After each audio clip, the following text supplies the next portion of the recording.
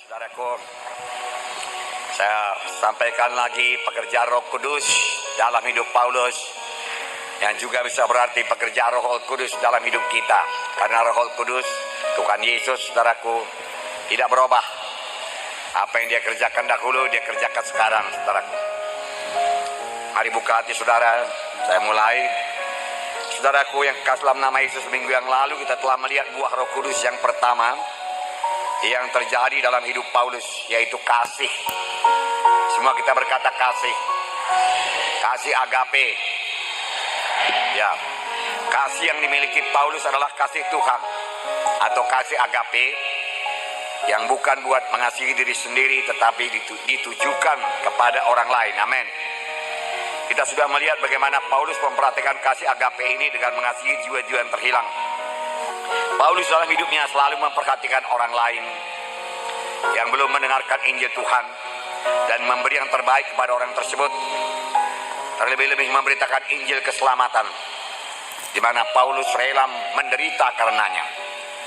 Dengan kasih agape ini Paulus menjadi kuat dan teguh dalam Tuhan. Dan tak dapat tiada kasih agape itu membuat Paulus intim dengan Tuhan. Sepanjang kita pun mempraktekkan kasih agape, saudaraku, kita pun akan intim dengan Tuhan. Kenapa bisa intim dengan Tuhan? Karena Allah itu kasih adanya. Dan kita ini diberikan Tuhan, dikaruniakan Tuhan, saudaraku, buah Roh Kudus yang pertama, kasih agape. Namun kasih agape harus dipraktekkan. Pada waktu kita mempraktekkan kasih agape ini, menolong orang lain, memberkati orang lain, mengunjungi orang lain, membawa dia kebaktian, mengabarkan Injil, saudaraku, kita akan bertambah-tambah intim dengan Tuhan yang juga rindu mengabarkan Injil, yang mengasihi orang lain dan mau memberkati orang lain. Haleluya. Berarti Tuhan ada di pihak saudara. Dan kalau Tuhan di pihak saudara, siapakah lawan saudara? Maka saudara akan berkemenangan dalam dunia ini. Amin. Jadi berkat kasih agape ini luar biasa. Amin, saudara. Tidak heran Paulus intim dengan Tuhan dan selalu menerima pimpinan Roh Kudus dalam hidupnya. Roma 5:5 berkata, dan pengharapan tidak mengecewakan karena kasih Allah telah dicurahkan dalam hati kita oleh Roh Kudus yang telah dikaruniakan kepada kita. Roh Kudus dikaruniakan Tuhan kepada kita. Saudara sudah dibaptis dengan Roh Kudus. Saudara sudah dipenuhkan dengan Roh Kudus. Beserta dengan kepenuhan Roh Kudus itu, kasih Allah pun sudah dicurahkan dalam hati saudara. Tinggal saudara mempraktekkannya saja lagi.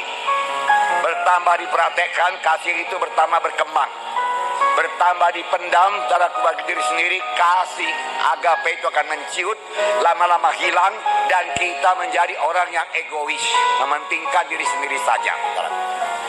Jadi paling bagus saudaraku dipraktekkan pada orang lain. Haleluya, saudaraku.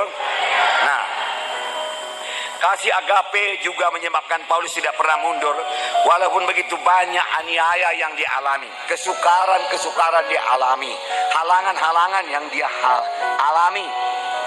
Kita pun demikian. Minggu yang lalu saya katakan kepada saudara, kita tidak berhenti pada altar call saja. Kita mau menggenapkan perintah Tuhan dalam hidup kita. Kita mau jiwa-jiwa itu sampai jadi murid Tuhan. Oleh sebab itu saudara semua harus jadi murid Tuhan. Firman Tuhan yang saya sampaikan kepada saudara ini perlu saudara praktekkan. Amin. Makanya hari ini saudaraku saya sampaikan kepada saudara, saudaraku, buah Roh Kudus yang kedua. Yang pertama sudah, yaitu saudaraku kasih agape. Yang kedua sukacita. Sukacita sangat penting dalam anak-anak Tuhan. Karena dalam hadapi hidup ini, dalam pelayanan ini, saudaraku, akan banyak tantangan, akan banyak pergumulan, akan datang aniaya, akan datang ancaman, akan datang kegagalan, akan datang penyakit, akan datang kekurangan. Tuhan tidak pernah menjanjikan kau ikut aku anakku, maka kau tidak akan mengalami tantangan lagi. Mulus jalanmu sampai ke sorga. Kau tidak akan kekurangan berkat, selalu berkelimpahan. Keluargamu semua akan selamat semua. Enggak pernah. Tuhan janjikan pencobaan-pencobaan yang lazim yang sampai kepadamu. Kuberikan pencobaan-pencobaan ini menguji engkau. Jadi harus ada pencobaan.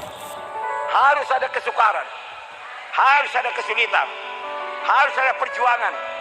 Harus ada penolakan. Bagaimana kalau sudah ditolak? Apakah mengeluh? Manusia yang menolak saudara boleh jadi kongsi saudara menolak saudara, atau mengejek saudara, atau membuat saudara tidak berhasil, atau menggelapkan uang saudara. Lalu saudara mengeluh sama Tuhan, aduh Tuhan, kau izinkan ini semua terjadi kepadaku.